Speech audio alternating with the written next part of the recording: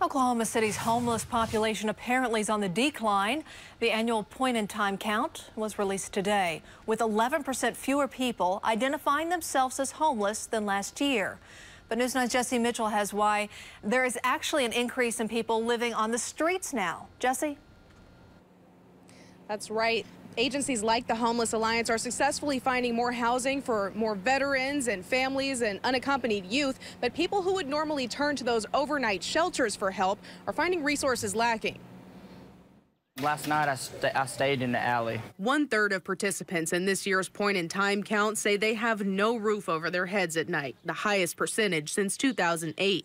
Homeless Alliance Director Dan Strawn says that's partly because some shelters now want a commitment to overcome homelessness, which wasn't a requirement in the past. If they're not ready, willing, or able to do that, they can still be in the shelter.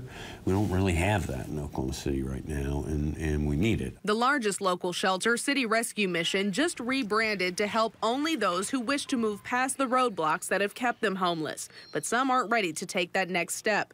City planner Jared Shadid agrees a no-strings-attached shelter is needed, but the problem is paying for it. And that looks like it's probably going to be largely have to be privately funded, and we'll need to have someone to operate it. The Homeless Alliance did help a record 715 people find housing last year, though. There's a lot of help here, and that's a good thing. That's a lot of places don't have the help that Oklahoma does. For the first time, dozens of local agencies are working together to address the individual or family-specific needs. Right there, we can knit together the services that family needs to get into housing and stay there once they get in.